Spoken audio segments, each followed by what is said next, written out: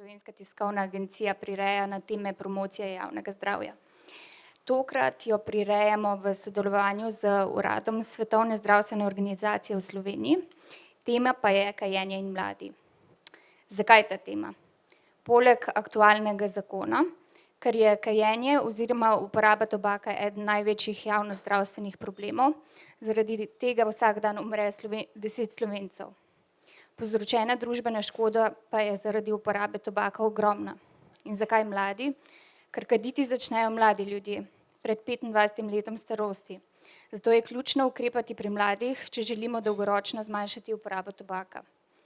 O tem bodo danes pregovorili Vesna Kerstin Petrič z Ministrstva za zdravje, Helena Koprivnikar z Nacionalnega inštituta za javno zdravje, vodja programa za nadzor nad tobakom z Regionalnega urada Svetovne zdravstvene organizacije za Evropo Kristina Maurer-Stender in predstavnik nevladne organizacije No Excuse Jan Peloza.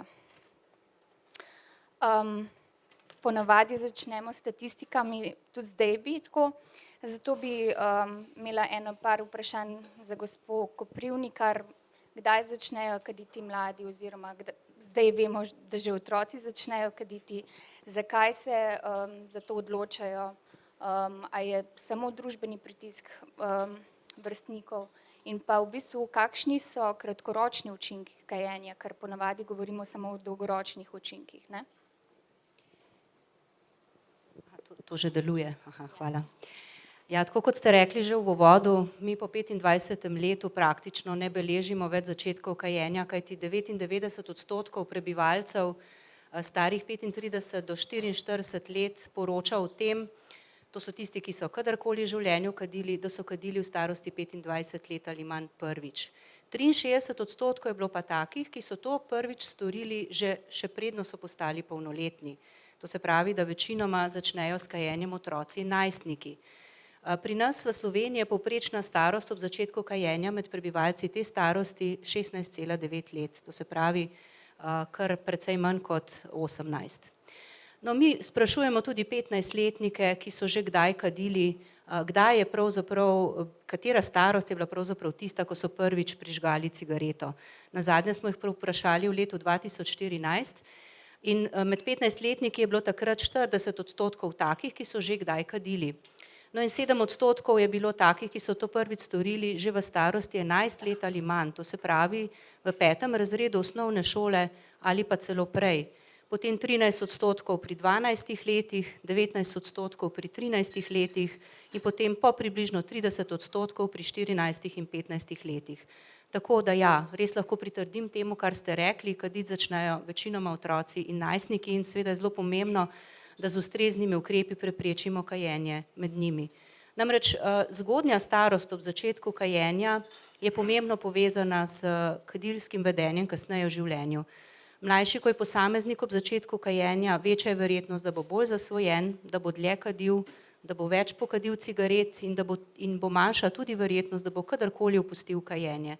Obenem pa tudi raziskave kažejo, da mlajši, ko je posameznik ob začetku kajenja, večja je verjetnost, da se pri njem razvijajo določene bolezni, ki jih povzroča kajenje, na primer pljučni rak, rak debelega črevesa in danke, srčno-žilne bolezni.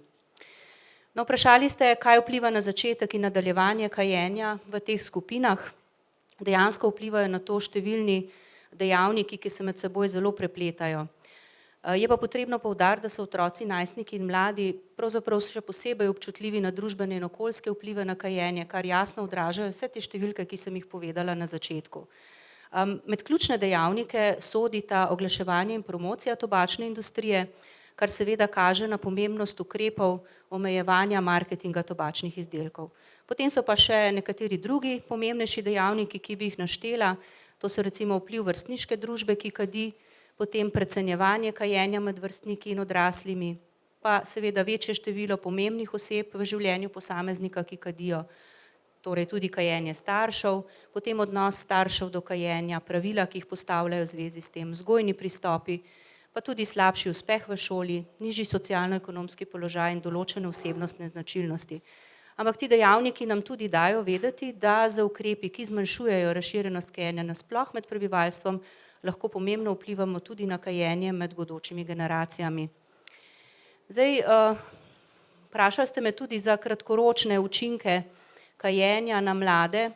Zdaj, ko otrok, najstnik ali mlad človek začne kaditi, pride zaradi nikotina do zasvojenosti, lahko že zelo kmalu, in potem se podrejo tisti miti mladega človeka, ki si pogosto rečejo, se bom samo malo probal, pa bom pa hitro nehal, potem pa ne morejo, ker se soočijo z utegnitvenimi simptomi. In seveda, tako kot sem povedala prej, mlajši, ko je nekdo, ko začne kaditi, oziroma ko prvič kadi, večja je verjetnost, da se bo soočil z močnejšo zasvojenostjo. Nikotin ima poleg tega v tej skupini še druge pomembne škodljive učinke. To so pa škodljivi učinki na razvoj možganov in to lahko privede pravzaprav do trajnih škodljivih posledic na kognitivne oziroma miselne sposobnosti posameznika. Potem bi omenila še zmanjšano pljučno funkcijo, škodljivi vplivi na rast pljuč, zmanjša se telesna vzdržljivost in zmogljivost mladega človeka. Mladi kadilci so hitreje brez sape, pogosteje izkašljujejo sluz kot vrstniki nekadilci in imajo lahko občutljivejši posamezniki tudi take težave pri dihanju, da se pri njih lahko postavi diagnoza astme. No, v telesih mladih se lahko hitro začnejo škodljivi procesi, ki vodijo kasneje do srčno-žilnih bolezni in hudih pljučnih bolezni, pa tudi recimo do hitrejšega staranja kože, kar je še posebej recimo pomembno za dekleta.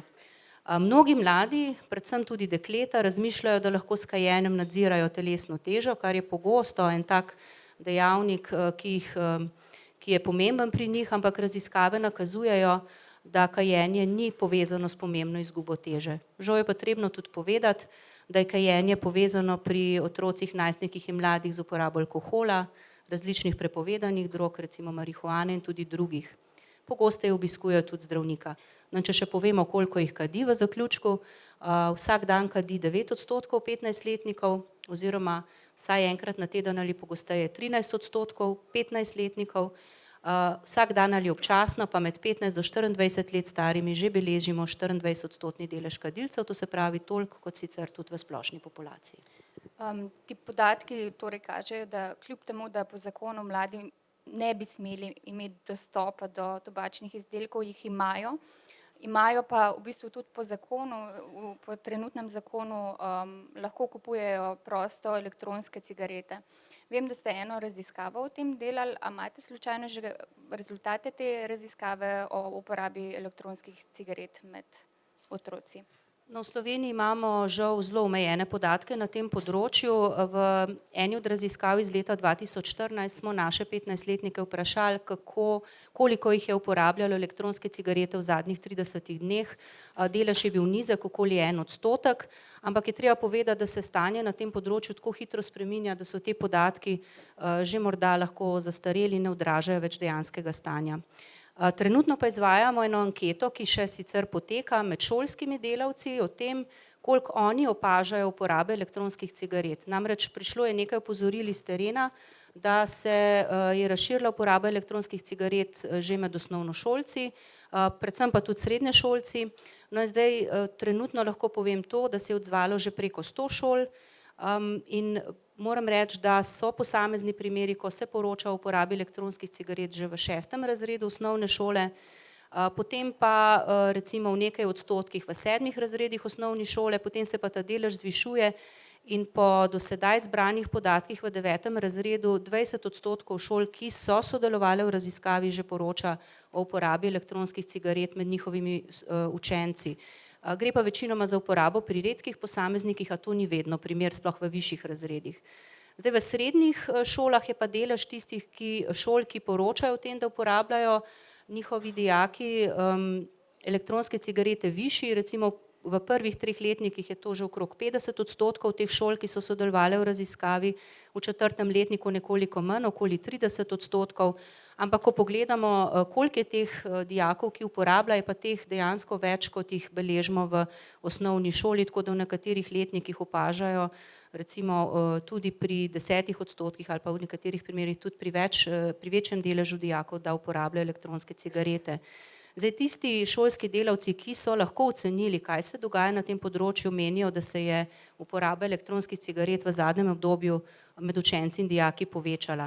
Bi pa poudarila pri tem, da gre to samo za ocene šolskih delavcev, ki so osnovane na njihovem lastnem opazovanju in za rezultate iz šol, ki so se do zdaj odzvale v raziskavi, in to zaenkrat ne moremo posploševati na vse slovenske osnovne in srednje šole. Tako da anketa se še izvaja.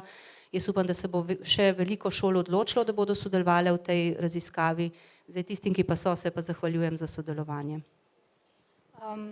Gospa Maurstender, v katerih državah v Evropski regiji WHO otroci in mladostniki začnejo najprej kaditi in v katerih najpozneje, če imate slučajno kakšne te podatke, in kako se razlikujejo ti deleži kajenja?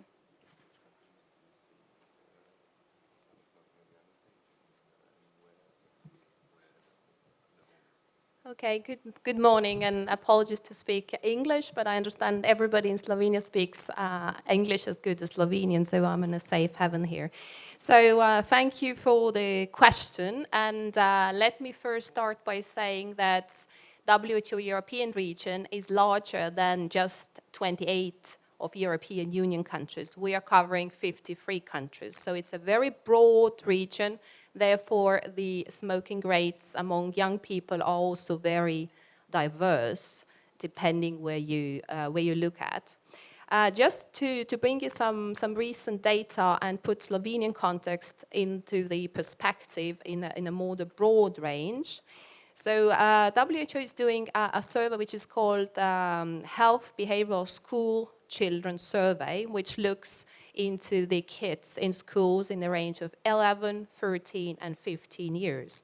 And we have just a couple of weeks ago in Brussels, we launched this survey. And according to this survey, in Slovenia, 18% of boys and 16% of girls reported their first smoking at the age of 13 or younger. So this is the Slovenian data. But I want to put this into perspective because otherwise they are just numbers. So, for example, the country which is one of the leading countries in Europe and globally in terms of tobacco control, in general, United Kingdom, the same data for boys was 10%, and the girls 11% respectively, meaning that 10% of boys do their first cigarette in the age of 13 or younger, and the same 11% is applicable for girls. Ireland, also one of the leading countries in tobacco control, besides the UK, the same numbers are 12% for boys, 13 or younger, and 9% for girls. We go to France, which is sort of a middle way. If you look European perspective, in France you have 26% of boys who have their first smoke at the age of 13 or younger, and 21% of girls do the same thing. And now going to the extreme, in some of the new or less new European Union countries such as Estonia and Lithuania. For example, in Lithuania you have 53% of boys who have their first smoke at the age of 13 or younger, and 39% of girls. So you can see that we are talking really about epidemic here. We're not dealing with a small issue here. So this is the latest data from the Health Behavioral School Children Survey. And this is the uptake when you do your first smoke. Now looking at another survey, which is a Global Youth Tobacco Survey, which is looking into the 13-15 age group. The region is very, very, very diverse. A couple of numbers. If we look at the boys who do smoke, there is 4% in Kazakhstan, which I understand is very far from here, but part of a European region, and 30% in Lithuania, which is substantially closer to Slovenia politically and geographically. The same, for example, goes for the girls in 13, 15 years old, where Bulgaria, you have 30% of girls in the age of 13, 15 who do smoke. So you can see that the window of opportunity, as I call it, is really to do something in the age between 11 and 15. Because this is where you see the big change happening, where young people start experimenting with the cigarettes. I'm not even talking about electronic cigarettes, because I think we talk about that later. but you can see that we really do have a problem if we want to talk about tobacco-free generation or tobacco-free Slovenia or tobacco-free Europe in future, making sure that young people do not start smoking, and therefore me personally I can get out of my job because we have solved the problem. I will stop here for the time being. Gospod Peloza, zdaj smo slišali, da v bistvu že ta prvi problem, ki ga imamo, je, da je tobak široko dostopen pri mladih ljudeh, oziroma da mladi lahko široko dostopajo do tobaka, čeprav ga v skladu z zakonodajo ne bi smeli. Na podlagi vaših izkušenj iz terena, ker vi ste veliko svojo nevladno organizacijo na terenu, kateri so tisti ukrepi, ki pa pač bi dejansko onemogočili ta dostop? Hvala za besedo. Drži. Naše raziskave v Mladinski zvezi brez izgovora Slovenija so pokazale, da mladi v večini, če ne skoraj v vseh primerih, lahko dobijo tobak. Se pravi, tu govorimo tako o otrocih kot o mladostnikih, ki so mlajši od 18 let. Naše raziskave so pokazale, da se v več kot 90% mlada oseba lahko pridobi tobačni izdelek in okolikor ne dobi na prvem prodajnem mestu, dobi tobačni izdelek na drugem. Razlog za to vidimo predvsem v interesu prodajalcev, da določen izdelek prodajo populaciji, ki sicer ne bi smela teh izdelkov kupovati, kar pomeni, da so že v osnovi v neskladju z zakonom, trenutnim zakonom o omejevanju uporabe tobačnih izdelkov. Dodatno je pa potrebno izpostaviti, da celotna stvar bi bila čudna, če ne bi za tem stala tobačna industrija in v številnih primerih v preteklosti tudi alkoholna industrija. Namreč približno polovica vseh trafik v Sloveniji je v lasti podjetja 3.2, ki je popolni lasti Tobačne Grosist, ki je popolni lasti Tobačne Ljubljana. Druga polovica je v preteklosti bila večinoma teh trafik v lasti Dela revije, ki je bila seveda v lasti Pivovarne Laško dosti časa. Tako da ni nobeno naključje, morda sami prodajalci niso resnično seznanjeni s tem, tako kot so naše raziskave na terenu pokazale, ampak tudi industrija v tem primeru ne naredi dovolj oziroma sploh nič za to, da bi te ljudi ozavestila ali pa izobrazila, da se prodaja mladoletnim v Sloveniji ne sme dogajati ali pa kakšno škodo prodaja mladoletnim tobaka lahko naredi na nivoju populacije. Ker ste me vprašali tudi za samo rešitev problema, naj vam povem, da že nekaj let zapovrstjo v Brez izgovora Slovenija pripravljamo slovenski mladinski manifest o tobaku in eden od predlogov, ki smo ga že davnega leta 2007 predlagali in je dozorel recimo 2 do 3 leta nazaj, je sam sistem licenčnin oziroma licenčnine na prodajo tobačnih izdelkov za tiste trgovine oziroma tista prodajna mesta, ki bi rada prodajala tobak. Zdaj, zelo smo veseli, da v novem zakonu o omejevanju uporabe tobačnih in povezanih izdelkov se nahaja tudi ta ukrep, torej uvedbe licenčnin, kjer bi načeloma vsakemu prodajnemu mestu, ki bi želel prodajati tobačne izdelke, nekako država morala podeliti licenco, ukolikor bi bil ZOUT oziroma ZOUTP kršen, bi potem ta licenca bila odvzeta za krajši ali pa daljši čas ali pa za večno. To bo nekako tudi v Sloveniji pokazalo prodajalcem, da se ni za igrati z ognjem, da se otrokom ne prodaja tobačnih izdelkov, prav tako pa to ni vezano zgolj na samo prodajo, ampak še na ostale člene zakona, ki so pa tudi sistematično v Sloveniji kršeni, ponovno po naših podatkih in po naših raziskavah načrtno s strani s tobačno industrijo povezanih podjetij. Še za zadnjo stvar bi rad izpostavil, da je parcialna uvedba licenčnin, morebiti tako imenovanega registra, kjer bi se nekdo zgolj registriral in pridobil možnost prodaje tobačnih izdelkov, slaba za Slovenijo, slaba za mlade, slaba za otroke in slaba za javno zdravje. Zakaj?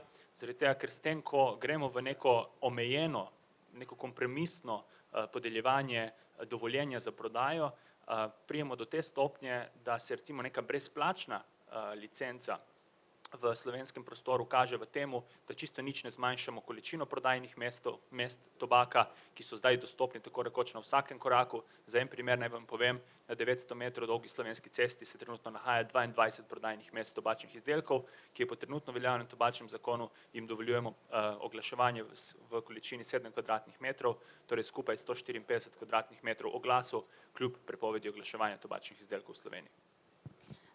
Zdaj ste začeli to področje nedovoljenega marketinga. Kako se še ta nedovoljeni marketing kaže v praksi, pa v bistvu kam je ta marketing tobačne industrije posebej usmerjen? Ali se deli recimo na določeno skupino ljudi po spolu, po starosti, po ne vem, etnični pripadnosti, tako? V Sloveniji moram povedati, Ja. V Sloveniji moram povedati, da glede na majhnost, ki jo imamo, težko govorimo o popolni segmentaciji trga, se pravi, da lahko rečemo, da se tobačna industrija loteva določenih posameznih, dajmo reči, etničnih ali pa recimo verskih ali pa kakorkoli drugačnih skupin. Predvsem se pa loteva oglaševanja na podlagi starosti. Čeprav bo tobačna industrija v vsakem primeru poskušala demantirati to mojo tezo, smo v preteklem letu, še preden se je sama kampanja Don't be a maybe, be Marlboro, torej ne bodi mogoče, bodi Marlboro, smo uspeli zbrati dovolj dokazov, da se ta kampanja v Sloveniji pripravlja in tudi v svetovnem nivoju, v svetovnem merilu se je tudi izkazala kot kampanja, ki cilja na otroke, se pravi na mlade, ki si želijo biti cool, ki si želijo postati odrasli in predvsem z sporočilom ne bodi mogoče, torej ne razmišljaj, če slučajno bi kadil, ampak bodi Marlboro, kupi Marlboro in kadi, je pač nekako naslavlja ravno njih. Zdaj, takih primerov je v Sloveniji še veliko, tisti, ki se dostikrat sprehodite po kakšni prodajalni, recimo pri naših veletrgovcih, lahko ugotovite, da se nad vsako blagajno nahaja tudi prodajno mesto oziroma prodajna enota tobaka in se tam tudi izvaja oglaševanje. To oglaševanje v naših analizah je pokazalo, da se večinoma usmerja v mlade, saj so sporočila večinoma usmerjena v najstniško populacijo. Mislim, za primer naj vam povem, sporočila kot so Rock On ali pa že prej omenjeni Don't be a maybe, nam lahko sigurno povejo, da s takim sporočilom nismo ciljali na upokojence ali pa morda na delovno populacijo, ki se pač v večini primerov, kot smo slišali, ne odloča za kajenje po 25. letu starosti. Zdaj, še ena stvar, ki jo je potrebno poudariti, da v Sloveniji nismo z zadnjim zakonom skoraj da nič naredili, kar se tiče promocije, kljub temu, da je jasno v členu prejšnjega ZOUTI napisano, da se tobačne izdelke ne sme promovirati, da se ne sme sponzorirati dogodkov. Zakaj? Kajti tobačna industrija je sama ugotovila, da vkolikor to počne, vkolikor še naprej donira sredstva, vkolikor promovira, so naše kazni tako majhne oziroma zanemarljivo majhne, ki jo lahko komot pripišejo dodatni njihovi donaciji. Za čisto ilustracijo ne povem, če tobačno podjetje neki organizaciji, predvsem mladinski, ki se je že nekrat zgodilo v Sloveniji, podeli donacijo 25.000 evrov, še dodatne 2.000 evrov plača neke kazni in to pomeni, da je celotna donacija 27.000 evrov. Isto velja za oglaševanje na mestih prodaje, ker se nekako ni tobačna industrija nikakor pomaknila nazaj, še več z nekaterimi podjetji v državni lasti je celo sistematično kršila zakon, v nekaterih primerih celo preko 400-krat v enem letu, oziroma lahko rečem 400-krat je bilo to podjetje dobljeno s strani inšpektorja in tudi bila plačana kazen. To samo še dodatno potrjuje, da se lahko podjetja privoščijo plačila neke licenčnine na letni bazi, kajti če lahko na letni bazi plačaš 900.000 evrov, skoraj milijon, za to, da plačaš kazni, ki si jih dobil zaradi kršenja zakona, potem verjetno ne obstaja nobena težava pri tem, da tudi plačaš neko licenco oziroma dovoljenje za prodajo. Če smo bili že pri sredstvih, imate slučajno kakšen podatek, koliko, pa ne govorim samo za Slovenijo, ampak na svetovni ravni recimo, koliko tobačna industrija vloži v marketing in pa koliko od tega recimo je namenjenih prav za mlade? Ja, zdaj ponovno za Slovenijo tega podatka nimamo, na samem svetovnem nivoju pa lahko povem, da je večina denarja, ki je namenjena za oglaševanje se strani tobačnih podjetij namenjena usmerjena posredno ali pa neposredno v trg mladoletnih. Se pravi, že sam podatek, da je recimo Philip Morris International v lanskem letu imel preko 90 milijard evrov dobička na letni ravni, potem nam lahko tudi pove, da se tudi če je četrtina, pa to je zelo podcenjen podatek, tega denarja potem nekako vrstilo v marketing, potem nam pove, da se ne moramo nikakor v nobenem primeru dajati z javnim zdravjem oziroma v tem primeru z državo, ki ima na letni ravni morda za promocijo zdravja v Sloveniji manj kot 1 milijon evrov za vsa področja, ki niso samo tobak, ampak so še recimo alkohol, prepovedane droge, vse, kar je povezano z recimo diabetesom ali pa recimo duševnim zdravjem.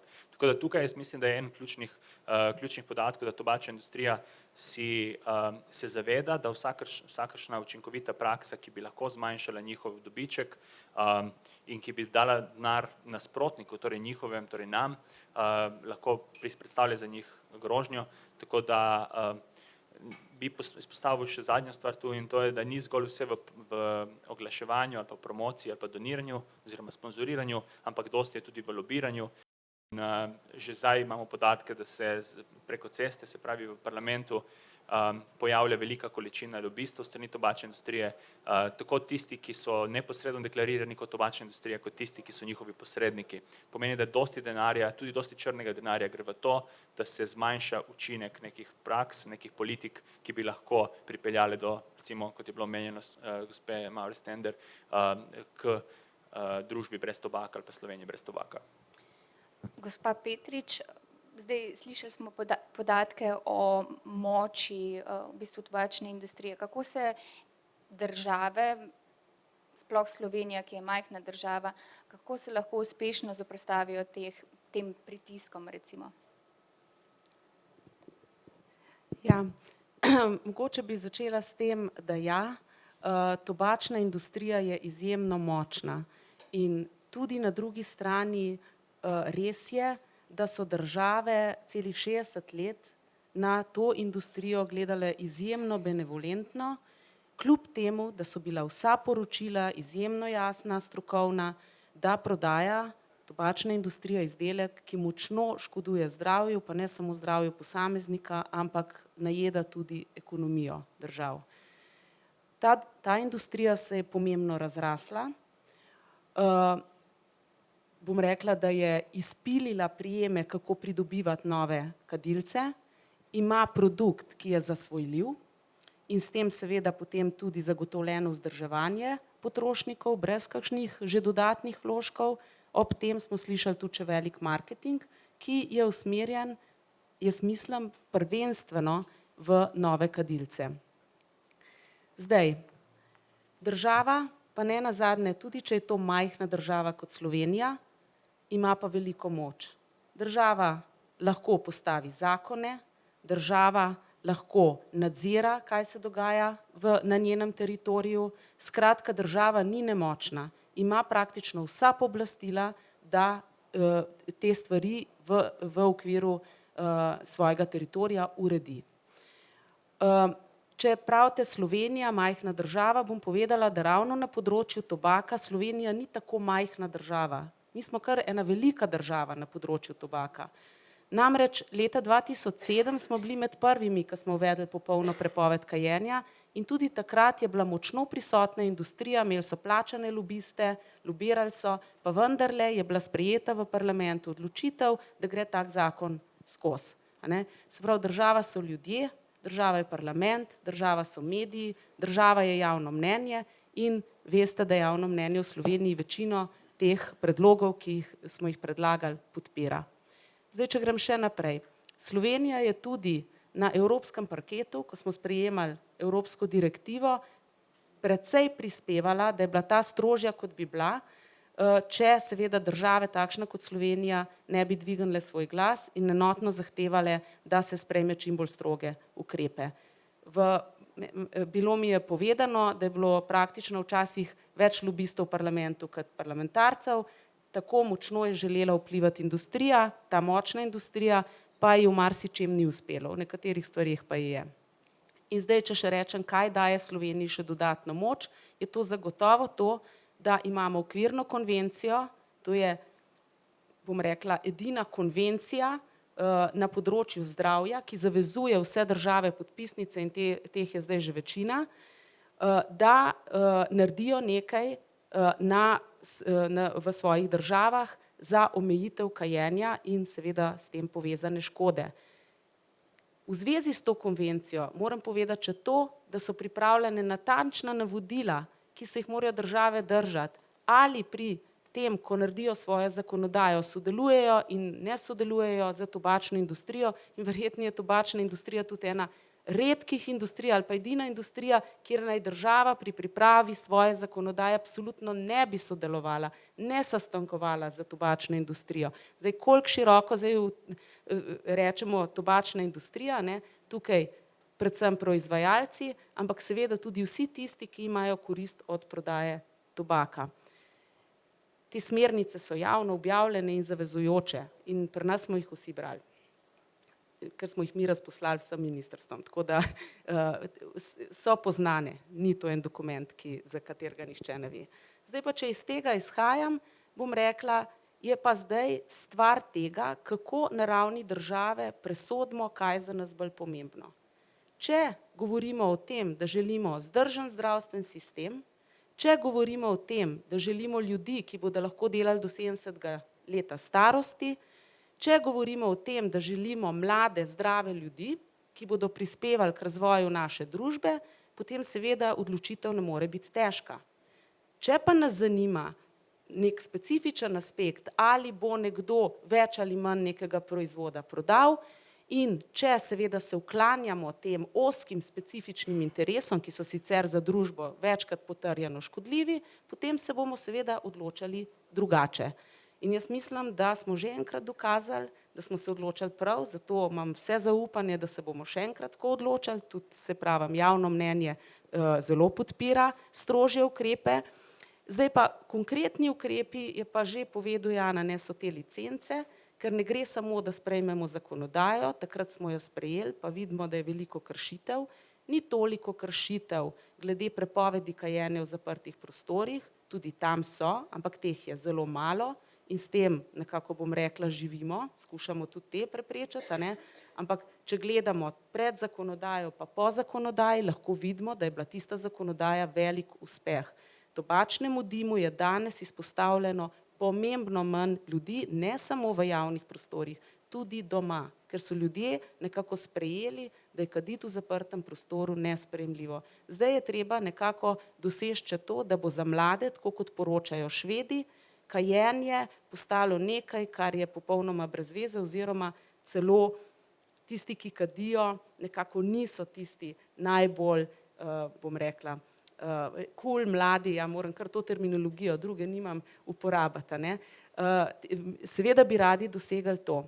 In zdaj morda še to, kar se industrije tiče, lahko povem, da v javno razpravo se je vključilo ogromno predstavnikov industrije, kar je zelo zanimivo iz celega sveta, med njimi Ameriška zbornica iz Slovenije, Ameriška gospodarska zbornica iz Italije, njihova enota, mislim, da ne naštevam sam vseh Philip Morrisov in tako naprej, a ne, praktično od povsod, tobačna industrija celo iz Amerike in tudi proizvajalci teh papirčkov za zvijanje cigaret, skratka cel kup tujih entitet, ki so se vključile v našo javno razpravo v zakonodaji.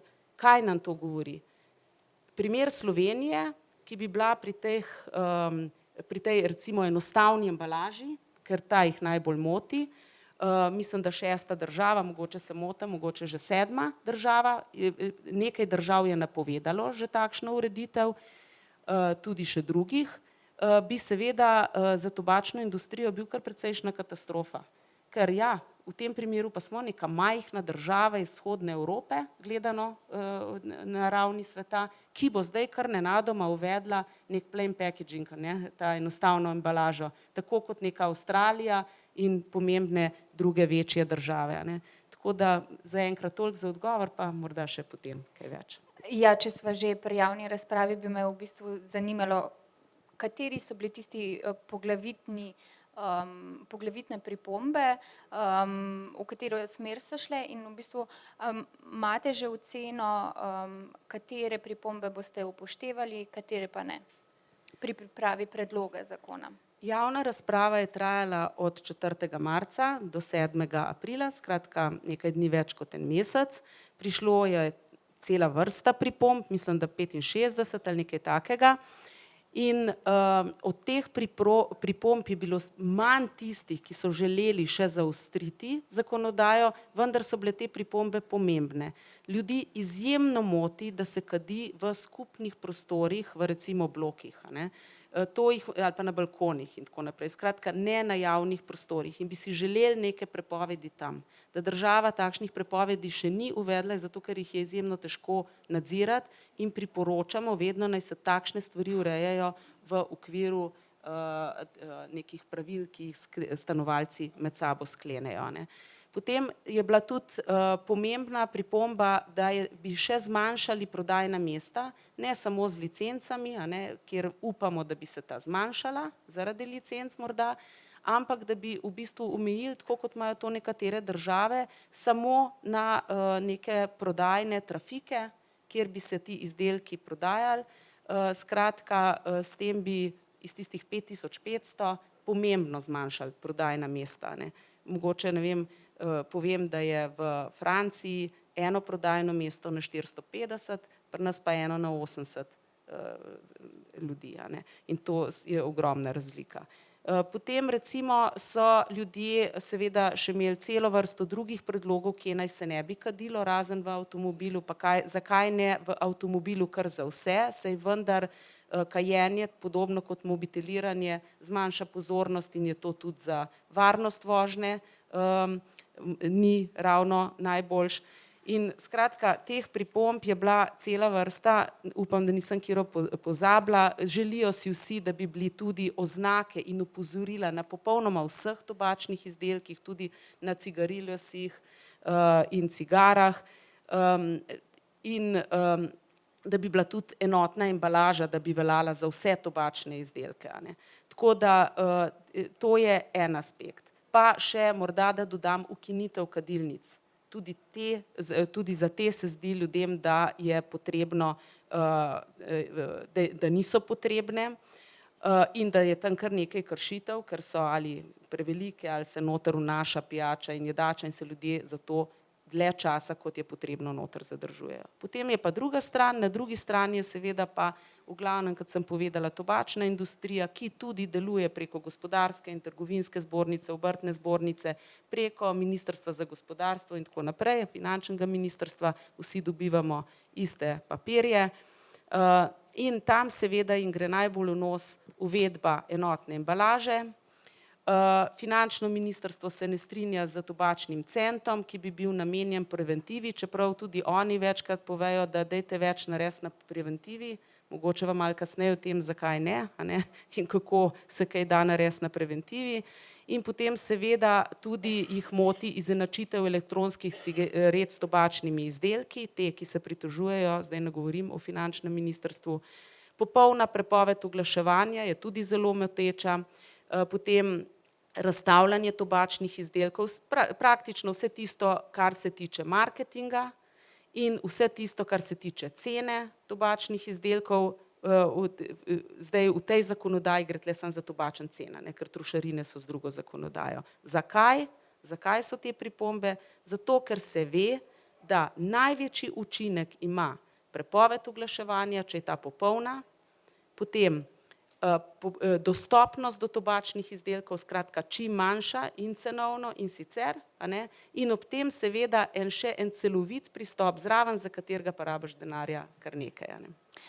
A lahko že zdaj poveste, čeprav je javna razprava se pred enim tednom končala, ampak a lahko že poveste na podlagi teh pripomb, v katero smer bo zdaj ministrstvo šlo pri pripravi predloga zakona, ki gre potem na vlado in v državni zbor? A bo šlo v kvečjemu zaostrovanje ali boste kje omilili ali kako? Če govoriva zdaj o ministrstvu kot o, bom rekla, državnih uradnikih, ki tam delamo, sodelujemo zelo široko na tem področju s stroko in civilno družbo, ker je to edini način, da stvari lahko naprej spravimo, a ne.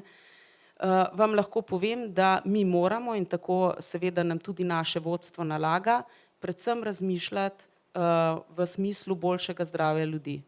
Ravno kar je bila v parlamentu sprejeta resolucija o nacionalnem planu zdravstvenega varstva, če tam not pogledate, vidite, da imamo ambiciozne cilje, da je eden od ciljev tudi za 30% zmanjšati kronične nenalezljive bolezni in tobak pomembno prispeva k temu, da je teh več. Zakaj tak cilj? Zato, ker v Sloveniji relativno dolgo živimo in smo kar precej primerljivi z drugimi državami po tem, koliko let življenja imamo pred sabo, a ne. Manj primerljivi pa smo po tem, koliko zdravih let življenja imamo pred sabo. V zadnjih 20 letih življenja smo fejst bolni in to je za nas slabo, slabo je tudi za zdravstveni sistem. Govorimo o vzdržnosti zdravstvenega sistema, o dolgotrajni oskrbi in tako naprej. Tako da mislim, da sem vam zelo jasno odgovorila, da Ministrstvo za zdravje seveda tukaj ne bo moglo iti v nobeno drugo smer kot naravnost naprej, a ne. Kako in kaj se bo pa zgodilo potem pri usklajevanju z drugimi resorji, tega vam pa danes ne morem napovedati. Gospa Mauerstender, slišali smo o teh glavnih pripombah tobačne industrije. Ko sem se pripravljala na okroglo mizo, sem ugotovila, da te glavne pripombe niso samo za Slovenijo značilne, to je, ne vem, vpliv na proračun, o razmahu črnega trga se govori. Kaj je po vašem mnenju oziroma po vaših izkušnjah glavna skrb, resnična glavna skrb tobačne industrije? A gre res za pač črni trg in manko v proračunu posameznih držav? First, let me say that we have to keep in mind that there is a fundamental conflict of interest between the health agenda and tobacco industry agenda. I think this is screamingly apparent and clear.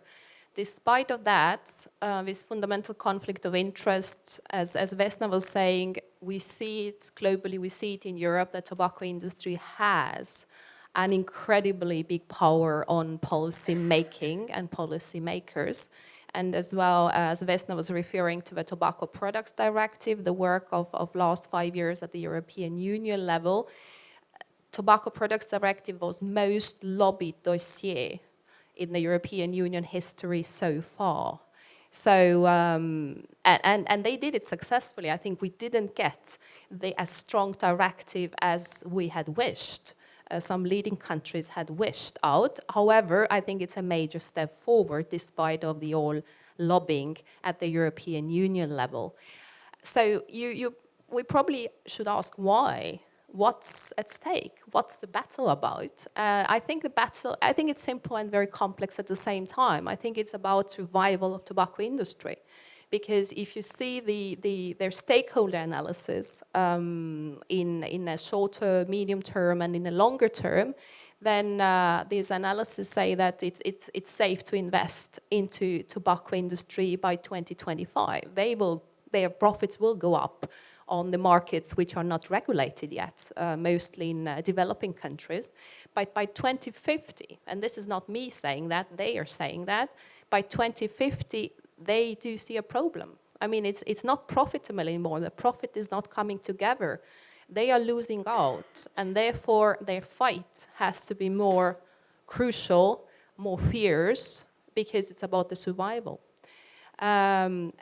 At the same time, I think we see also the innovation coming on the market. I think e-cigarettes is just the prelude, the start of innovation coming from tobacco industry. But I think e-cigarettes, as we said before, this is a new threat because we see that kids, our kids who have never smoked, for example, in UK, I think in the age group of 11 to 15, you have 20% of kids, young people, who have used e-cigarettes.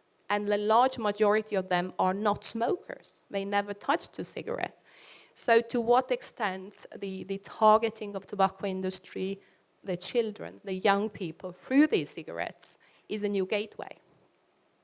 And to what extent, I would also argue, tobacco industry would be around the table with the governments discussing as equal partners about the solution to the problem they have created themselves. To what extent e-cigarettes is this way forward for them to be a socially responsible partner? And I think this is part of their strategy. So I think we shouldn't be blind about that. I think all of us. Because again, it's about their survival in a longer term, because they know they're losing out. In terms of the solutions, I think Vesna was already saying, if I catched it right, I mean, there is a WHO Framework Convention on Tobacco Control, the Article 5.3. 50 countries out of 53 countries in European region have ratified it, so it's legally binding document, including to Slovenia. And this article says that there shouldn't be an interference by tobacco industry to any health policy making. I think it's a dream. We know they exist. They are legal business so far, and we know that there are ministries, such as Ministry of Finance, Economy and Trade in all countries who are talking to them. But I think at this point of time, I think we should all think about is to first, to raise awareness, and I think media people, you are excellently placed to do that, about awareness, what is industry doing and why. Just present the facts so people can make their own conclusions because they know what's happening. And secondly, I think what European Commission also has taken some lead is to make the meetings of tobacco industry transparent. You don't do it behind the closed doors in the nightclubs, etc. But if you meet them, you do it transparently. You publish the minutes of the meeting on your website so everybody can see what was discussed and what was decided. So the transparency and awareness, why and what they are doing. And despite of all this, this tobacco industry fierce fight, we do see countries doing more tobacco control and countries taking bold decisions. I think Slovenia is one of them, which has shown the boldness despite of all this long list of Vesna of different tobacco industry representatives going against the strong law. And we have seen, even mentioning, plain packaging was discussed. This is what Slovenia wants to do. I mean, we have seen Australia back in December 2012, completely alone, going for plain packaging, being sued at the international and national courts. Most of them have been won by now, so they are doing the right thing. They are defending their health. But also in 2015, what I call almost a revolution in plain packaging in Europe, where Ireland, UK, and France said at the level of the parliament, yes, we'll do the plain packaging from May 2016. So they take up the fight to the industry. They know they will be sued, but they know that they are on the right side. They talk about health. They are driven by health and not by tobacco industry interest. And to conclude, and I think Vesna also mentioned that, I think the public support. I mean, people want it. People do support strong tobacco control measures before, but also even more importantly, after the adoption of those laws. And we are in the end of the day dealing with a minority issue problem, really. I think most of the people, large majorities in all countries in Europe, want more tobacco control and less smoke. Thank you. Še eno vprašanje bi imela za vas. Omenili ste že druge države in kako v bistvu te celoviti ukrepi zakonodajni zmanjšujejo, pač pomembno zmanjšujejo oziroma vplivajo na razširjenost kajenja. A lahko predstavite recimo primere drugih držav, ki imajo te celovite ukrepe in kako pač delujejo? I think this is always a tricky question because you don't know which are the countries a country looks up at. Like what are the reference countries for Slovenia? But I'll give it a try and talk about Ireland, because I think Ireland is one of the leading countries in terms of tobacco control globally, not only in Europe. And just allow me to state some facts, put things into perspective. This is what I like to do. So if you take the smoking in adults, in Ireland, back in 1998, the level of smoking was 33% among adults back in 98. Now, in 2015, it's between 20 and 23%. So this is where they started, and this is where they are at the moment. The kids, children in the age of 10 to 17 years old, again in Ireland, in 98, it was 21%, and in 2015, it's 8%. So again, I think we can ask ourselves the question, how they have done it. And the answer is in your question, the comprehensive approach, meaning that Ireland, they do have an overall strategy, which also Slovenia has. They also have now a strategy, what they call Tobacco-Free Ireland by 2025. And the definition of Tobacco-Free Ireland is 5% of or less of adult population smoking. So 5% of less. And this is what Ireland wants to achieve by 2025. And they have an action plan leading to that. It's not just a political statement of the Minister of Health or ex-Minister of Health, but there is a plan built on that. And the very important component of this plan is denormalization of tobacco. And they see it very much through the angle of children.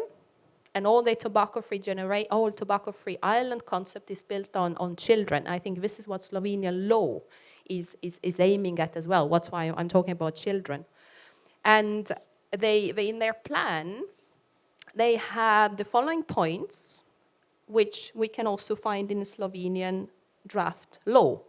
And this is namely the plain packaging, which they have decided back in 2015. Protect children tobacco industry marketing, and this is what Jan also talked eloquently about that. Restrict the sales and display of tobacco products, and this is also what you have in your law in Slovenia. Implementation of smoke-free outdoor areas, and part of that is also in Slovenian law. And also ban smoking in cars at the presence of children, and we're here talking about private cars at the presence of children. So those are the sort of next steps leading to 2025 in Ireland, in addition to high taxes, ban on advertising and promotional sponsorship, smoke-free public places for more than 10 years, and strong pictorial health warnings, etc., etc. So the comprehensive approach is an approach which works and brings results, and this is just an example of Ireland, another small country like Slovenia in Europe. Kako bi torej ocenili predlagane ukrepe v Sloveniji, pa če bi še dodali morda kakšnega? I have read the law, yes. I would say a couple of things. One is that it's following not only TPD, Tobacco Products Directive, which all EU member states have to do, but it's also following strictly the Framework Convention on Tobacco Control. And this is the playbook for anything you do in tobacco control, because it's 180 countries in the world who have said this is the right thing to do, this brings results in terms of health, but also in terms of economy. So first, congratulations for that. Secondly, the law is going beyond the strict words of the Framework Convention on Tobacco Control, and having in mind this tobacco-free dream, tobacco-free generation or tobacco-free country, whatever you want to call it, because you do have plain packaging, which will be a tough battle ahead, and you know that, we know that.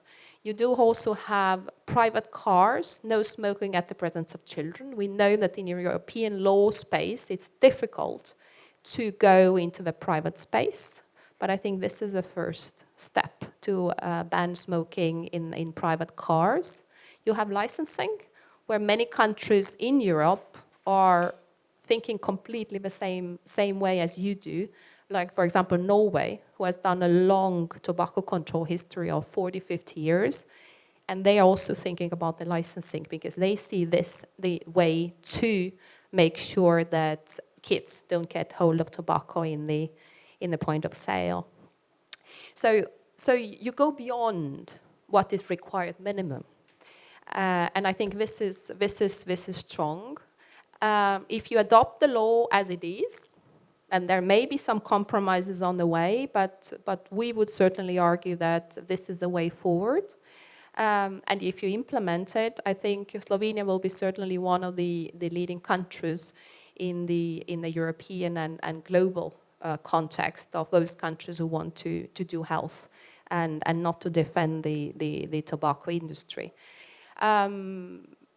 What I would differently, if I may say that, to end, do differently, add probably, in my humble opinion as WHO, I think two things. There are some minor things, but two things. One is, and I think Vesna was already mentioning that as part of a public commentary coming into as a result of public discussion.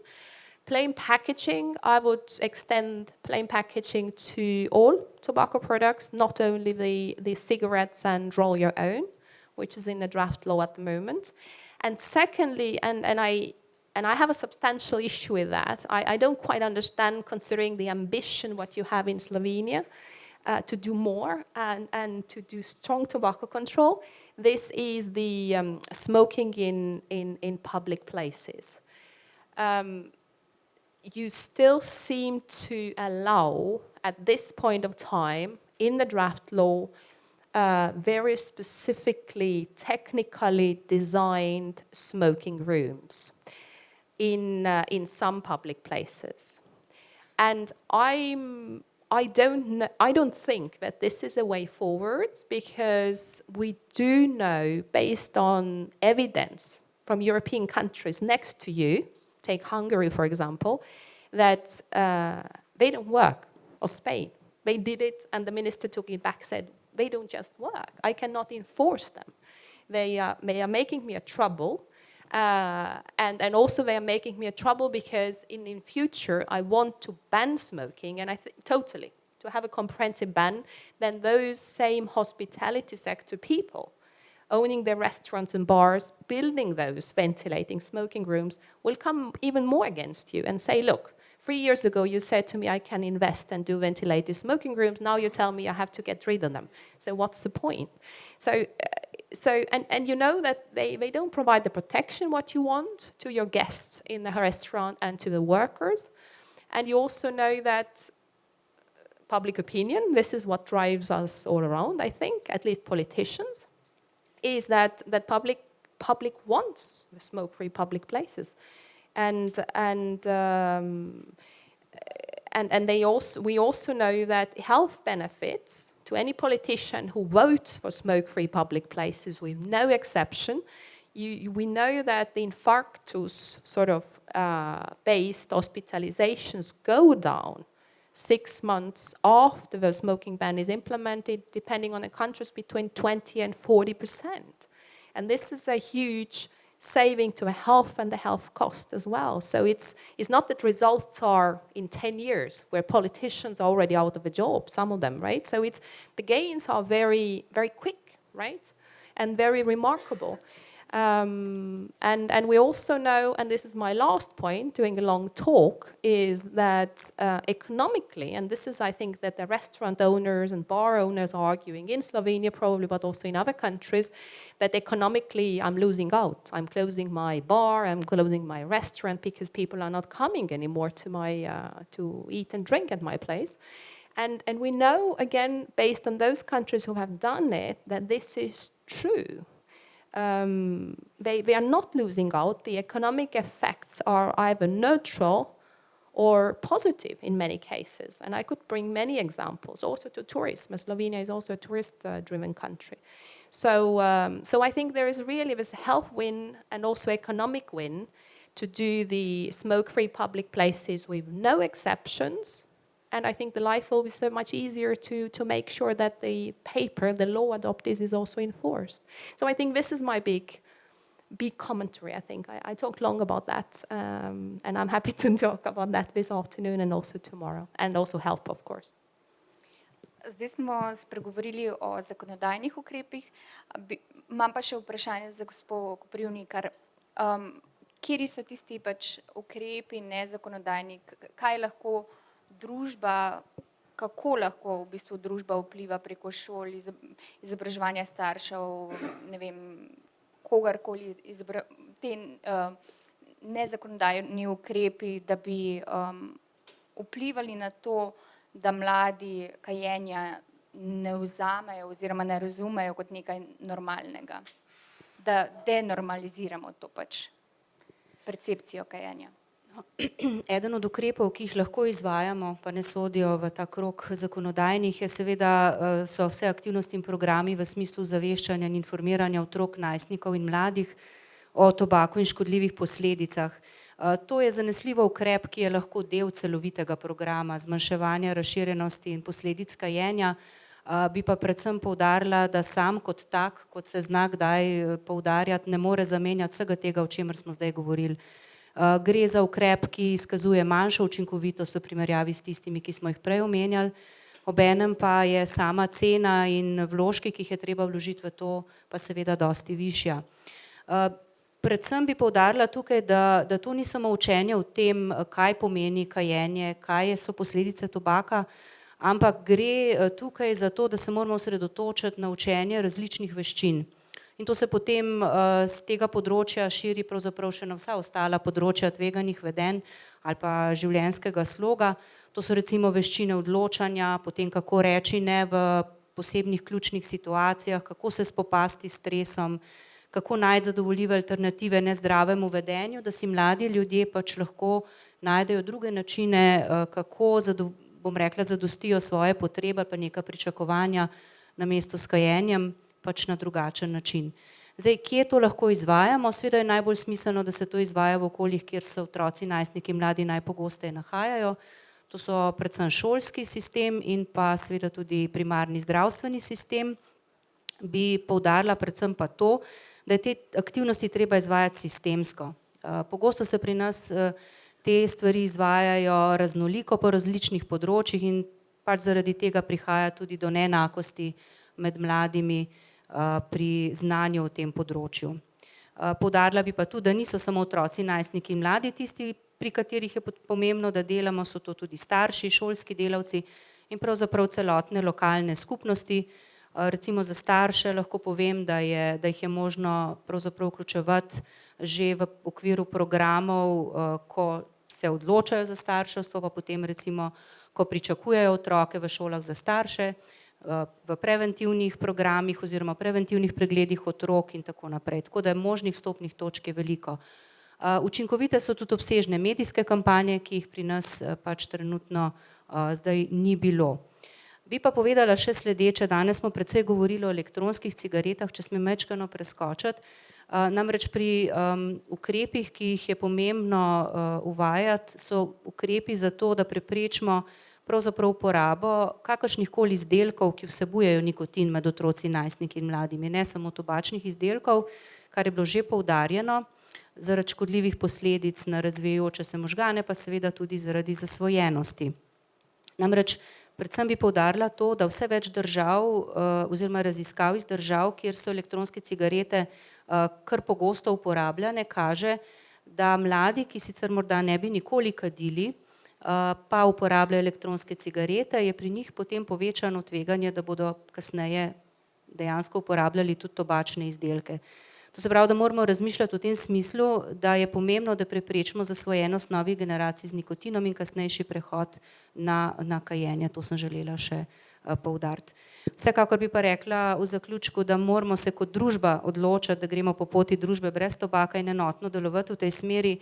V zadnjem času se pogosto poudarjajo ekonomski interesi nekaterih deležnikov in te nikakor ne bi smeli prevladati nad interesi zdravja, ker na ta način pravzaprav tiho sprejmemo hude posledice uporabe tobaka in povezanih izdelkov. Sami ste omenili 10 smrti vsak dan.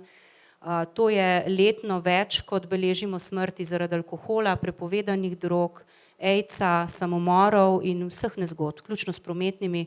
Ali pa če povemo malo drugače, to je v 10 letih 36 000 življenj, to je toliko, kot imamo recimo prebivalcev mesta Kranj ali pa mesta Celje. In to so pretresljive številke in jih ne smemo zlahka jemati. Omenili ste kampanjo, medijsko kampanjo, medtem ko zdaj bi vas vprašala, ker ste z Ministrstva za zdravje, a si lahko obetamo kako medijsko kampanjo, ki jo že dolgo nismo imeli na področju kajenja? Morda, da bi sovpadala s tem zakonom. Ja, zdaj tako, ne, preventivne aktivnosti se financirajo na več različnih načinov. Iz, bom rekla, zdravstvene blagajne se financira predvsem preventivne programe, ki so v glavnem presejalni programi za kronične bolezni in pa svetovanja, ki se za kadilce, za opustitev kajenja izvajajo v okviru zdravstvenega varstva na primarni ravni. Potem je pa seveda tukaj še en denar, ki ga ministrstvo namenja za preventivo in tukaj govorimo o tako majhnih zneskih, da ne pokrijajo ene kampanje, ki bi bila recimo vsaj toliko časa na voljo in takšnih terminih in v tistih medijih, predvsem, ki jih koristijo mladi. Ne moramo govoriti zdaj samo televizija pa billboardi, ampak moramo govoriti še o različnih pristopih skozi telefon in tako naprej, mobilne telefone. Zdaj, teh sredstev je na voljo na ministrstvu na letni ravni približno 50 000, razdelimo jih zato, ker je to najbolj smiselno nevladnim organizacijam, kajti te svojimi programi dosežejo bolje ciljno skupino kot ciljne skupine, torej mlade, predvsem kot kdorkoli drug. Pa tudi zato je teh sredstev premalo, zaradi tega, ker mi bi želeli te programe evalvirati. Ena evalvacija stane hitro 40 000 evrov, če je dobro narejena, želeli bi tudi tuje evalvatorje, ki bi potem napisali tem programom neka priporočila, da bi naredili nek napredek naprej, in zato seveda že za to denarja zmanjkuje. Potem namenimo še 20 000 približno skozi tisto, kar damo v pogodbi Inštitutu za varovanje zdravja. Kaj bi si tam želeli? Tam bi si želeli, da v ekipi ni en človek ali pa dva, eden pa pol ali pa ne vem koliko, Heleno vidimo tukaj, ampak da je tam neka ekipa, ki lahko resno študira stvari in pripravlja neke programe naprej.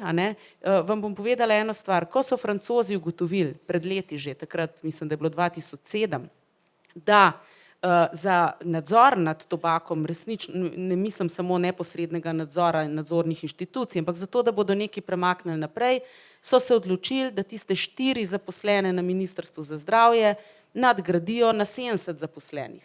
Razumete, mislim, kar en velik vložek. Recimo Avstrija, mislim, da da nekaj čez 12 milijonov za programe preventive in tako naprej. In seveda, če hočeš ti resnično neke stvari premakniti, in mi je žal, ker me recimo iz drugih ministrstev opozarjajo, da je treba spremeniti kulturo, treba je spremeniti družino, treba je skratka spremeniti vse, samo ne tisto, kar delamo narobe, in potem, ko pa mi rečemo, zdaj bi pa mi imeli teh 50 centov in se s tem celo veliko kadilcev strinja. Pravijo, z veseljem dam tisti cent, ki imam slabo vest, da bom preveč denarja na koncu porabil za svoje bolezni, ki jih generiram sam. Sej vejo to.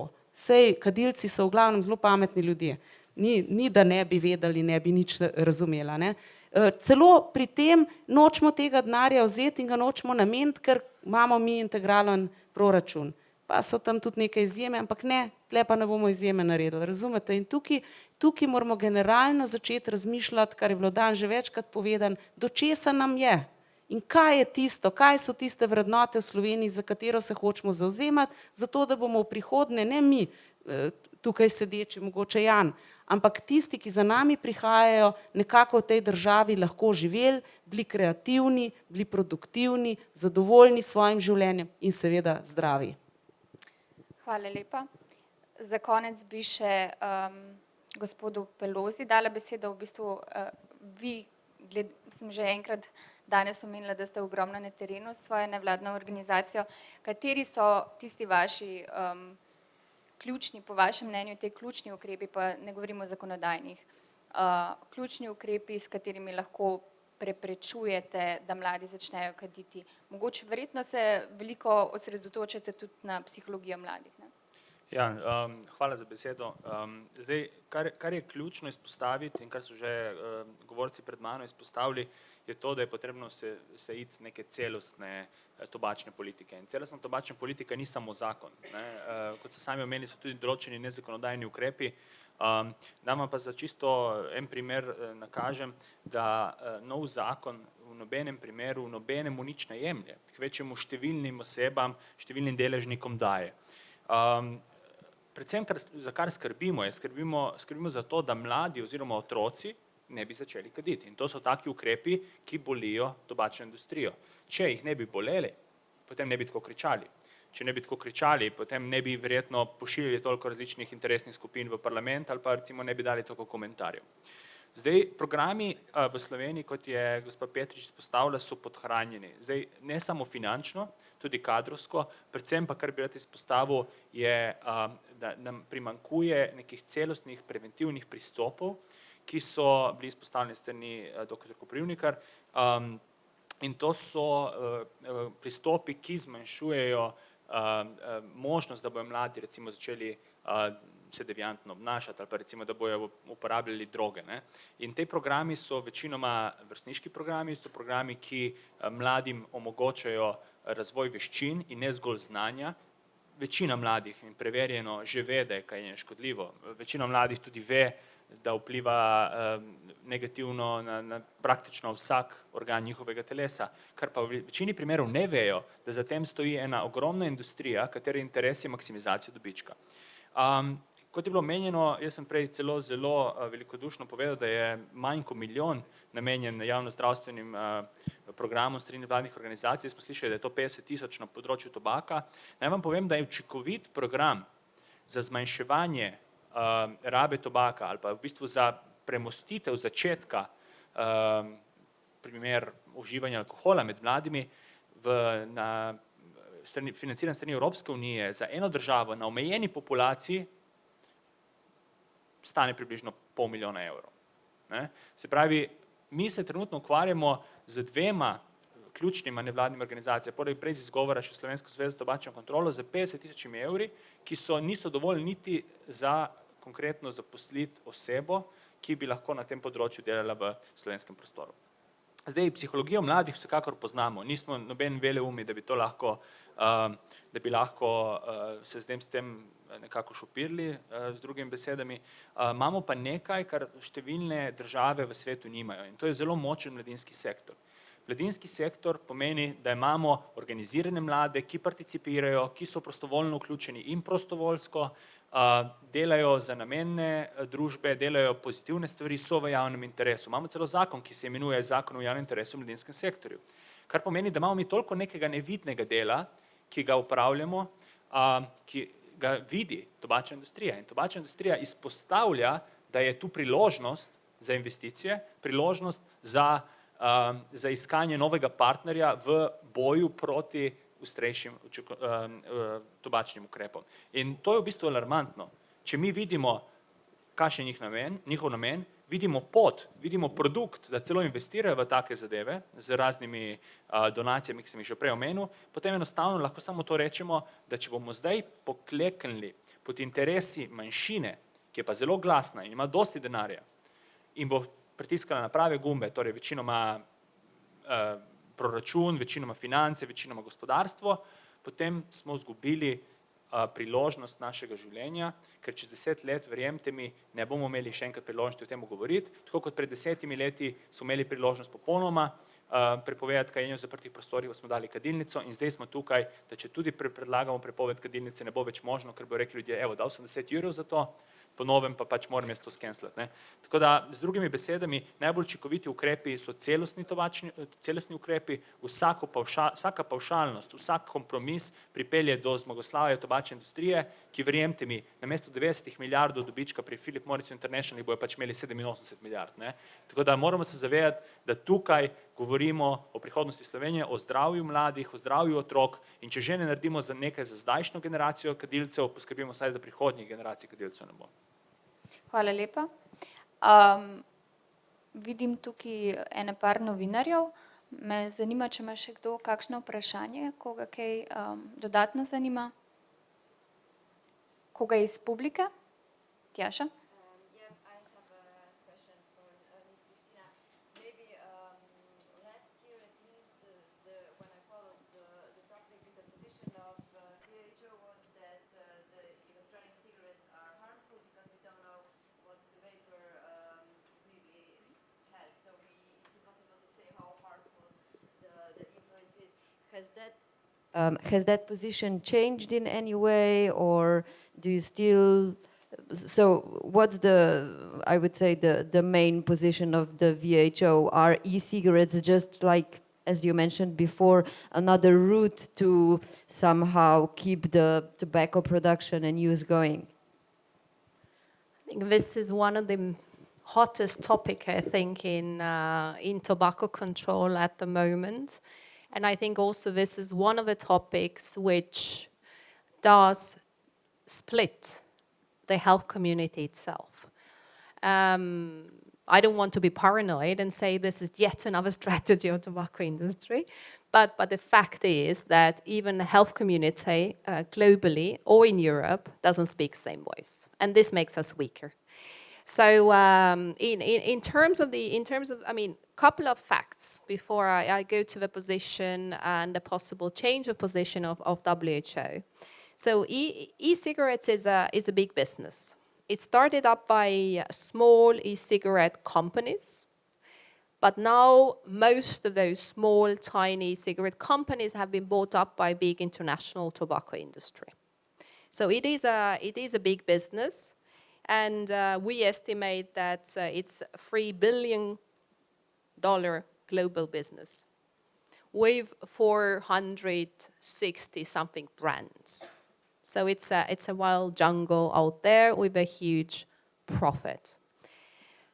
And there are 8,000 flavors, whatever, gummy bear flavor, milkshake flavor, vanilla, whatever. So it's a wide market. And we also know that experimentation of children and youth with e-cigarettes has at least doubled between 2008 to 2012. I gave you an example of UK, where 20% of kids in the end or youth, they will be unhappy with me, but the youth in the age of 11 to 15 years old, 20% have tried e-cigarettes. And more than 70% of those young people are not smokers. They never smoke. They never tried a cigarette. So, and the last point, I mean, in the context is that until very recently, the e-cigarette market has not been regulated. I think there are very few countries in the world which do regulate e-cigarettes in one or another way. Some do and regulate them as tobacco products. Turkey, for example, is one of those countries which has solved the problem this way. So Tobacco Products Directive will bring some order to that unregulated market. So about the position of WHO, since last year, you are, you're right. I'm sure you're right. The position hasn't changed. We'll see what the position will do as a result of the next conference of parties, where 180 countries globally get together in India in November of this year. And the e-cigarettes are part of a conference of parties agenda. Leading up to this conference of parties, WHO is commissioning or has commissioned several studies to see what is the evidence, what is the latest evidence on the issue in terms of double use of electronic cigarettes and cigarettes, for example. What is the uptake by children? So those very crucial, important questions where we feel there is not yet enough evidence. And this new evidence will be debated in India in November 2016. And the position of those countries, based on the WHO evidence, which is an impartial evidence. I think this is also important to say, that you can see different evidence out there. You have to be careful. You have to realize, we have to realize, who has commissioned this evidence. Is it biased? is it objective one? And I think WHO, we have no agenda. Our agenda is health agenda. So that's why I'm looking forward to see myself those new studies coming out. But so far, in terms of e-cigarettes, our position hasn't changed. I'm happy to repeat what is our position and what we think countries should or could do. But before I do that, I would say that we believe that e-cigarettes, most probably, let's say, e-cigarettes are less dangerous than the traditional cigarettes. To smokers, I'm underlying, right? However, based on the evidence what we have, and I'm using this example, then if cigarettes are jumping from the 100th floor of a skyscraper, then e-cigarettes, we don't know, based on the evidence what we have, is it jumping from the 10th floor or is it jumping from the first floor? This has to be found out.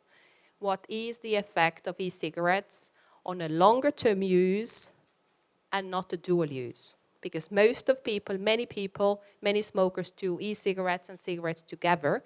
But what we want to find out and have to find out, what is the single use of e-cigarettes? What is the effect of those? Shall I do the... Ne, v bistvu ne bi komentiral. Ja, mislim, da je treba povedati, zakaj smo se v Sloveniji odločili, da reguliramo elektronske cigarete tudi nekoliko bolj, kot je to zapovedano z direktivo. Mi spremljamo ves čas, čeprav nas je izredno malo, pa vendarle ta čas namenimo temu, da spremljamo, kaj se na tem področju dogaja.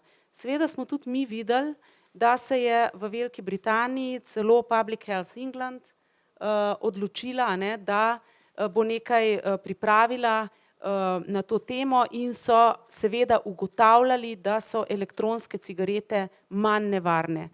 Bil je v sami Veliki Britaniji kar velik odziv na to, išlo je nekaj člankov, pomembnih člankov v BMJ-ju in v drugih pomembnih revijah, ki so, mislim, da tam ni biasa z industrijo, saj ne bi ga smeli biti, kjer so seveda napisali, nihče ne trdi danes, ker ne vemo, tako kot je bilo povedano, da bi recimo lahko rekli, da niso manj škodljive za kadilca. Ampak zakaj smo se odločili, da jih reguliramo, da prepovemo kajenje v javnih zaprtih prostorih, da jih označimo podobno in za njih zahtevamo vse tisto, kar zahtevamo za druge tobačne izdelke. Iz enega razloga, ker, če se boste spomnili, mi smo tudi prepovedali, da se delajo čigumiji, ki so videti takšni kot cigarete.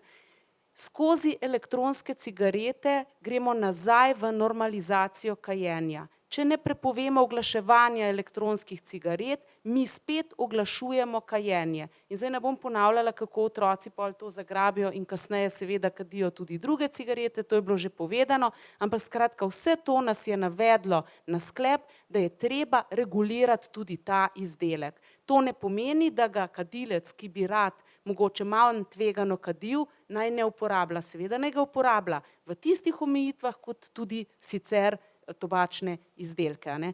In to je namen našega predloga. Ja, morda bi vseeno nekaj dodal. Zdaj, kar se samih elektronskih cigaret tiče, je potrebno izpostaviti, da v nobenem primeru z elektronskimi cigareti, z zakonom ne prepovedujemo elektronskih cigaret. To poskuša se v medijih, pa tudi z raznimi pozivi ministrstvu, pa tudi nevladnim organizacijam se strani zagovornikov slabše regulacije povedati. Ta zakon in izključno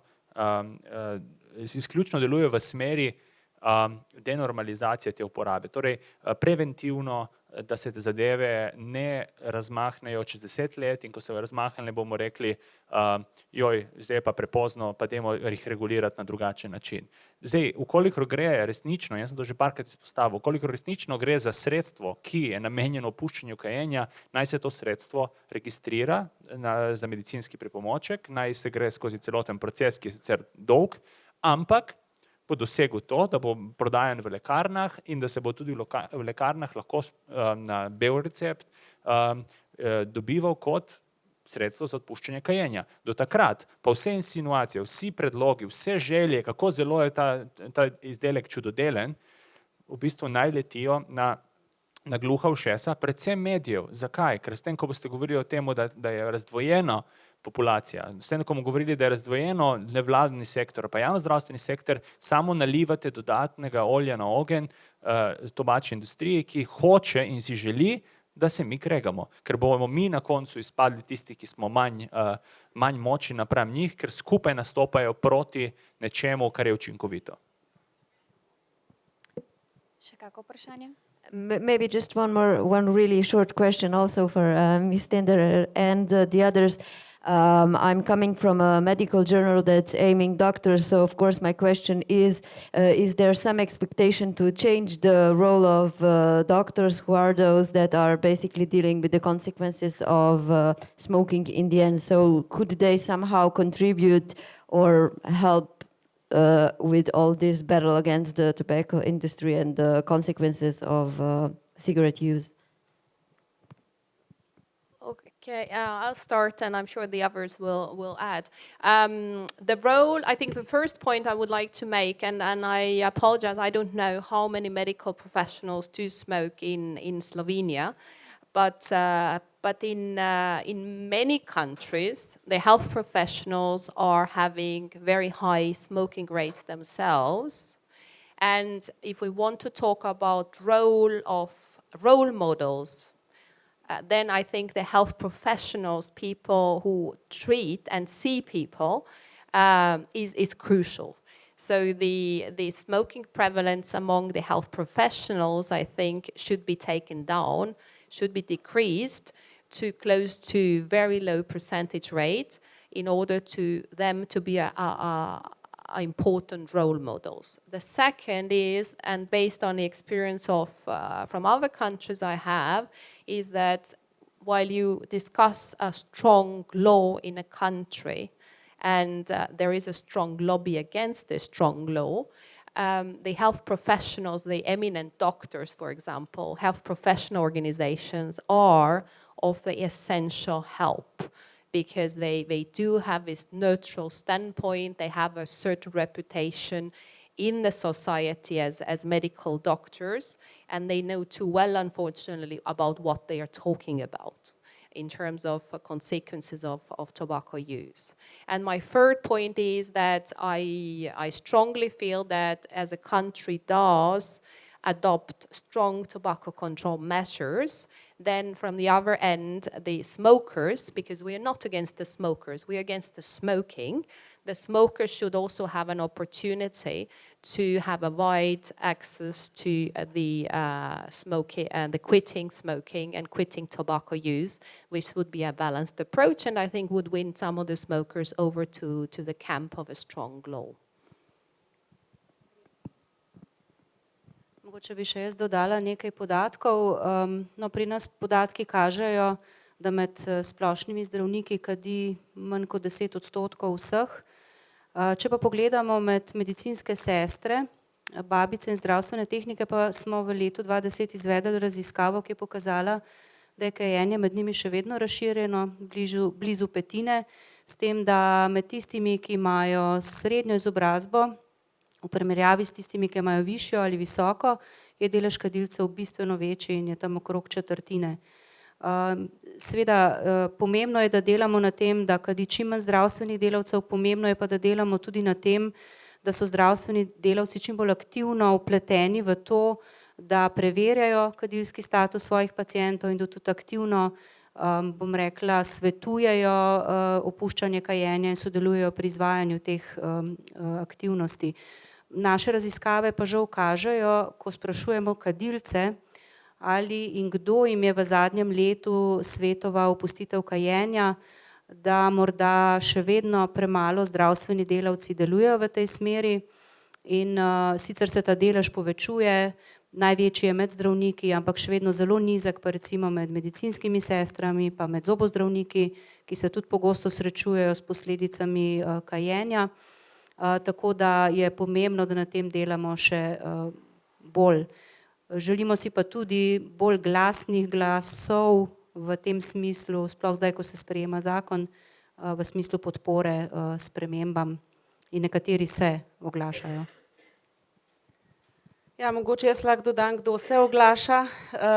V javni razpravi so se intenzivno pa z še bolj ostrimi predlogi vključili Društvo za srce in ožilje, imamo tle predstavnika, tudi tam so zdravniki povezani z bolniki v prizadevanjih, da bi zmanjšali srčno-žilne bolezni. Tobak je ena ključnih stvari, kamor se njihova prizadevanja fokusirajo. In potem je tukaj zdravniško društvo, ki združuje vse specialnosti na strokovni ravni, potem je to zbornica zdravstvene in babiške nege, ker niso samo zdravniki, za pacienta je izjemno pomembna tudi sestra in smo danes, mislim, je Helena prejle povedala, kako je s kajenjem pri sestrah, a ne. In tudi sicer, bom tako rekla, pravijo, da naj bodo zdravniki tisti, ki v teh kampanjah nekako so ambasadorji zdravja in tako naprej. Tlele sediva dve zdravnici, pa še tamle je kakšen verjeten v publiki, vidim še vsaj enega, a ne, ampak tudi nekaj sester medicinskih vidim tukaj, predvsem pa jaz stavim na javno zdravstvenike. V Sloveniji še vedno ne razumemo, da to niso samo zdravniki, z javnim zdravjem se ukvarja ogromno ljudi različnih profilov. Če pogledam Jana tukaj, on je, mislim, da študira zdaj komunikologijo, začel je pa z računalništvom, a ne, in ga je potegnilo javno zdravje. Skratka, zdravje je stvar vseh nas, a ne. Res pa je, da zdravnik z nekaj več avtoritete lahko govori o boleznih, ampak to je pa tudi vse. O industriji verjetno pa lahko z več avtoritete govori kakšen drug profil. Hvala. Še kdo? Še kakšno vprašanje?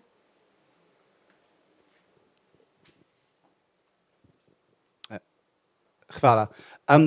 My name's Robert Eckford, and I work for the Campaign for Tobacco-Free Kids, which is a tobacco control organisation in Washington. But before that, I worked for a number of years for the Department of Health as a legal advisor to the Department of Health in the UK, and in particular I advised on tobacco control laws and did a lot of work on plain packaging there. And it's really about the plain packaging proposal I'd like to make a few comments, if that's okay. So I mean, first, my first comment would be just to express, congratulations and support to the Slovenian government in its sort of bold proposals of this comprehensive tobacco control bill that's come forward. And I think, as Christina said, if this goes through as it has been drafted, then Slovenia is going to be a leader in tobacco control, not just in the region, but internationally. That's how strong it is. So I think that needs to be borne in mind, and congratulations really on that proposal. And in respect of plain packaging, I think what we need to understand is, although it's a relatively new in respect of those countries that are adopting it, so Australia adopted back in 2012, it's actually been a proposal that's been around for over 30 years. It's not a new proposal. And what we're going to find in the coming years is that, and really in just in the next few years, is that plain packaging becomes a standard element for countries that are implementing comprehensive tobacco control policies. There is a global movement towards plain packaging now, and Slovenia is not going to be one of these isolated countries that has some sort of novel policy. It's going to be a standard element of all countries that have these comprehensive policies. Because really, plain packaging is just an extension, it's the next step for having advertising and promotional bans. So all those countries that already have that, which is a lot around the world, plain packaging is just the next step. It's incremental step in reducing the promotion of tobacco. And Christina mentioned that UK, Ireland and France are bringing it into force in May, but also Hungary it's notified its draft law, and it's due to bring it into force in May as well. Norway has notified its draft law, and it's bringing it into force in October. New Zealand is moving its law through Parliament at the moment. Belgium has just announced that it's going to be bringing into force in 2019. Canada has put it on a top priority for its Department of Health. Chile has a law going through Parliament. Uruguay has announced that it's going to bring forward plain packaging. Where else? Many other countries, Sweden, Finland, Singapore are all consulting on it or have consulted on it. So there's a global movement, and it's going to become more and more of a popular policy. But it is a policy. It is a policy that is strongly, strongly opposed by the vested interest, by the tobacco control industry, and we have to ask ourselves why it is so vehemently opposed and so strongly opposed to this policy. And I think what is a good phrase is one that came from the review by Sir Cyril Chandler in the UK, and he said, all the evidence points in one direction. There is no evidence that is produced by the tobacco industry or the vested interests that suggests or implies that plain packaging won't work. What they do is they try to criticize the evidence that exists, but they produce no evidence that it won't work. And so, I mean, one point that I think is also really telling is that the tobacco industry spends $1 million every hour on marketing globally. And it has not produced any of its own marketing research or consumer studies into the impact of plain packaging. Now, we have to ask ourselves why they haven't done that. We cannot believe that with that amount of a marketing budget, they have not done that marketing research. Of course they have, but they have not produced it. They have not made any of it publicly available. And I think there's probably a good reason why they haven't done that, and that's because it says the opposite of what they want to publicly say. So maybe just to address a couple of the two main arguments that they bring forward in relation to plain packaging, two main opposing arguments. One is that it breaches intellectual property laws, international intellectual property laws, and the other is that it increases the illicit trade in tobacco. Both are fundamentally flawed arguments. To just quickly address the first one, as I say, it's been a proposal for around 30 years. The tobacco industry came together and formed an alliance to try to come up with arguments to oppose plain packaging all the way back in the 1990s. And they sought legal advice as to whether it would be breach international intellectual property laws. And again and again and again, they received advice, which has now been disclosed through the disclosure of internal tobacco industry documents, that it would not breach intellectual property laws. These documents have now been disclosed, and I'll just have a quick one that is from the director of the World Intellectual Property Organization from 1994, where the director says the international intellectual property laws do not contain any obligations to the effect that the use of a registered trademark must be permitted. If a national law does not exclude the registration of a trademark, but only limits the use of such trademark, this would not constitute a violation of those international intellectual property laws. So they've had this advice for over 20 years, and yet they still argue the opposite of that advice. And in terms of illicit trade, again, just quickly, the arguments make no sense because there are things that drive the illicit trade. It's a simple supply and demand drivers. But plain packaging does not go towards either the supply or the demand. The things that go to the demand are the availability and the price. And what goes towards supply are things like enforcement and whether effective enforcement is in place. Now, plain packaging goes to neither of those things. It will certainly not impact on counterfeiting because the tobacco industry accepts in its promotional literature for things like Codentify that the counterfeiters can easily replicate the most complicated packaging elements within weeks. So that was just really just to address a couple of those main arguments that they have made. So again, I would just encourage the government to maintain this as part of this law. It is important, it is progressive, but it is also just a standard element of a comprehensive law. A quick one, just to address one other point that Christina made on banning smoking in private cars with children. I drafted that law in the UK as well. It came into force in October. There has been no legal challenge to it, because although there are a few human rights arguments around private space, the reality is they are very weak arguments. So there is really no reason to withdraw from that particular one.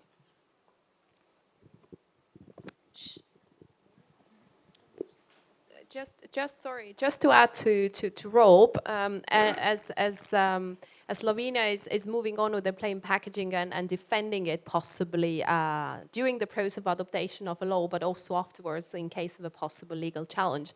Because now we do have also Australian evidence, which is a real life evidence. It's not some kind of theoretical review, but we know that Australia, in their report from the government in February 2016, 34 months after the adoption of the entry into force of a plain packaging in December 2012, estimates that plain packaging has met its goals, its public health goals, and has contributed to the decrease in smoking in Australia. And they estimate that 1/4 of a decrease in smoking in Australia is due to the single measure being plain packaging. Because again, tobacco industry would argue that, yeah, Australia was doing also increasing the prices, doing the public media campaigns, etc.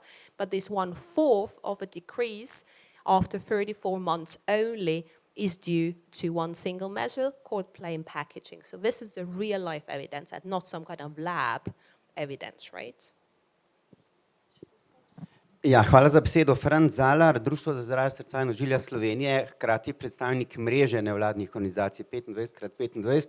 Rad bi zdaj že javno povedal, da nas je 70 organizacij z 90 000 člani in vsi smo podprli do tega trenutka predlagane ukrepe. To je ena stvar. Druga, predlagam, da za enega takega srečanja damo poziv našim politikom, da se na tole temo ne spopadajo in ne politizirajo. Mislim, da nekateri že veste, na kaj ciljam. Mislim, da bi bila to izjemno slaba usluga, če bojo nadaljevali to, kar so začeli. In pa ta tretja stvar, tudi poziv, spremenimo v Evropi cilj, da so ex-kadilci zmagovalci. Zmagovalci so tisti, ki niso nikoli začeli kaditi. Takih je veliko več kot pol Slovencev. Hvala. Hvala lepa. Če smo zaključili z komentarji, še en komentar, pol bi pa počasi zaključili. Oziroma vprašanje.